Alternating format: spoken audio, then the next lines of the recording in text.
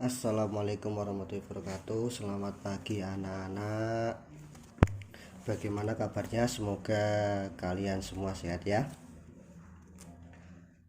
Selamat datang kembali di kelas Bapak, kelas sosiologi untuk kelas 10 dari IPS 1 sampai IPS 5. Nah, pada pagi ini sebelum kita mulai pelajaran, kita berdoa terlebih dahulu. Berdoa mulai. Bismillahirrahmanirrahim. Ya, baik, pelajaran akan Bapak mulai, yaitu materi tentang kehidupan sosial sebagai objektivitas. Nah, apa sih kehidupan sosial sebagai objektivitas itu? Ya, untuk memahami konsep kehidupan sosial objektivitas diperlukan penjelasan bertahap. Misalnya, penjelasan mengenai realitas objektif, realitas subjektif, dan hukum berkonstruktif. Nah, lanjut ke realitas objektif. Nah, realitas objektif itu apa?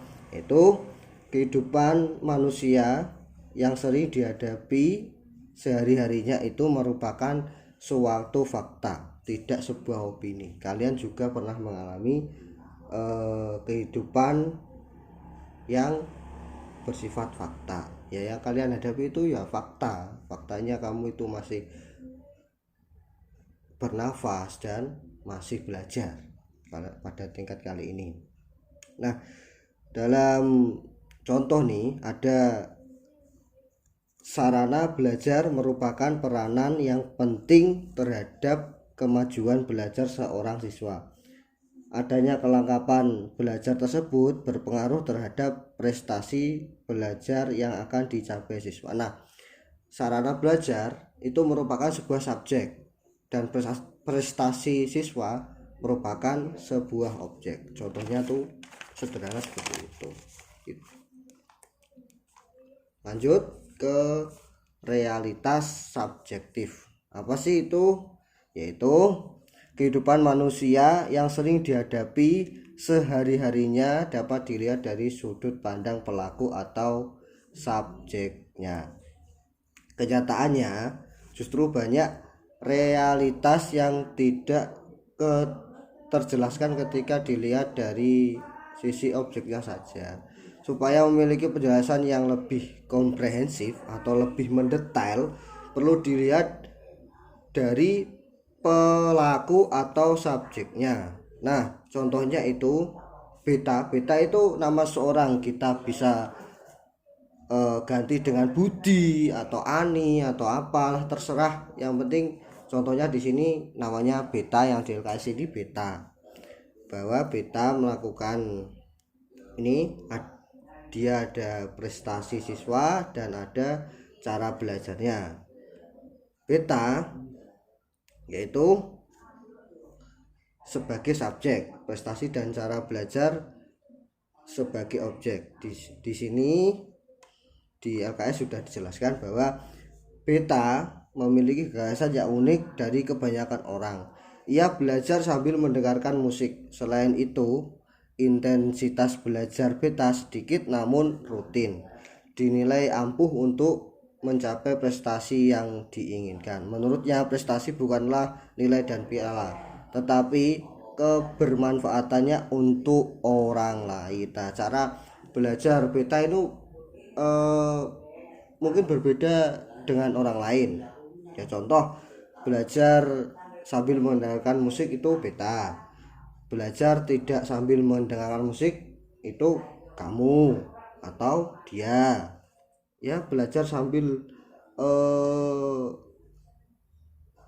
apa ya, main game ringan lah atau apa gitu ya. Lanjut,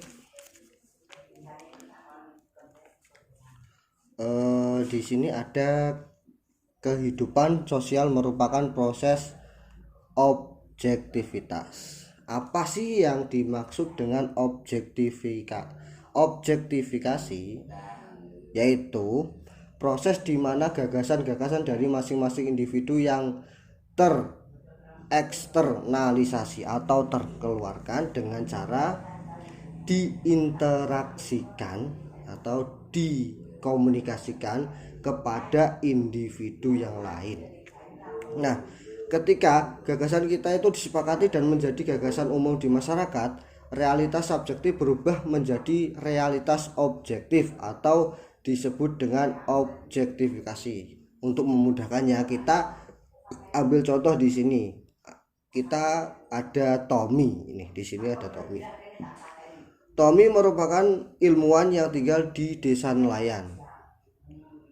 Selama penelitian, dia mengungkapkan terjadinya penurunan populasi penyu di laut akibat penangkapan besar oleh nelayan. Karena kedekatannya dengan para nelayan, Tommy sering sekali berkumpul dan mengobrol dengan mereka, dengan para nelayan. Ketika saling berkumpul, ia mengungkapkan gagasannya kepada nelayan untuk tidak menangkap penyu. Hal tersebut disepakati oleh nelayan karena mereka sadar bahwa penangkapan penyu mengakibatkan kepunahan yang akhirnya seluruh nelayan secara bertahap tidak lagi menangkap penyu. Secara adat pun sepakat bahwa pengungkapan penangkapan penyu akan mendapatkan sanksi. Aturan yang telah dibuat dan disepakati bersama disosialisasikan kepada pemuda-pemuda di desa tersebut yang nantinya akan berprofesi sebagai nelayan. Nah, di sini diilustrasikan bahwa ada internalisasi, bahwa internalisasi itu yang apa sih itu, yaitu aturan dan disosialisasikan kembali ke masyarakat. Tommy memberi gagasan itu internalisasi, dan eksternalisasi itu gagasan Tommy disepakati dan menciptakan aturan, dan itu aturan tersebut disosialisasikan kembali ke masyarakat, itu namanya eksternalisasi. Yang namanya internalisasi itu Tommy memberikan gagasan. Nah, dari internalisasi objektifikasi dan menghasilkan apa itu objektifikasi.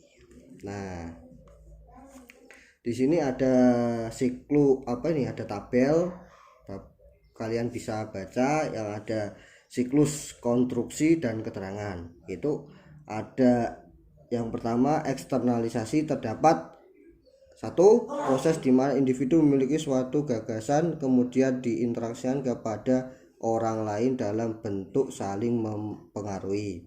Yang kedua, pengetahuan yang dimiliki individu kemudian disampaikan kepada individu lainnya. Yang kedua ada objektifikasi, yang keterangannya itu satu, gagasan yang dimiliki dari berbagai individu hingga mencapai kesepakatan dan menciptakan pengetahuan baru, yaitu pengetahuan massal atau kolektif. Yang kedua ada merupakan proses terbentuknya norma secara kolektif atau pelembagaan institusional. Terus ada internalisasi, itu apa? Yaitu keterangannya satu, proses sosialisasi pengetahuan bersama dan gagasan yang telah disepakati sebelumnya kepada masyarakat supaya individu dalam masyarakat semakin memahami pengetahuan kolektif tersebut. Kedua, norma dipahami oleh setiap individu dan mendarah daging dalam jiwa individu. Yang ketiga, realitas objektif, itu bersemayam dalam kesadaran masyarakat. Nah, ada tambahan ini dari Peter L. Berger mengatakan bahwa realitas terbentuk secara sosial. Jadi realitas itu tidak bisa secara individu dipendam, ya harus secara sosial, tidak bisa individu. Yang artinya apa? Sebagai sebuah institusi media akan langsung mempengaruhi dan dipengaruhi oleh masyarakatnya. Media yang dipandang sebagai sebuah institusi tidak pernah lepas dari pertarungan kekuatan sosial, politik, dan ekonomi. Dari kesemuanya itu saling berlomba mencari otoritas atau mencari dukungan untuk mendefinisikan realitas sehingga realitas menjadi kekuasaan. Nah, dalam belajar kali ini dalam kehidupan sosial sebagai objektivitas. Bapak cukupkan sampai di sini. Bila ada yang kurang paham, bisa kalian berkomentar di kolom komentar di Google Classroom atau di WA Bapak. Nanti Bapak akan kasih WA di situ. Nah, untuk tugasnya kalian nih, yaitu buatlah contoh mengenai realitas objektif dan realitas subjektif. Nah, buatlah contoh mengenai realitas objektif dan realitas subjektif. Nanti tulisannya atau hasil dari pemikiran kalian tuliskan di kertas dan kalian foto seperti biasa, upload di Google Classroom kalian masing-masing. Oke. Terima kasih. Semangat belajar dan jangan lupa jaga kesehatan.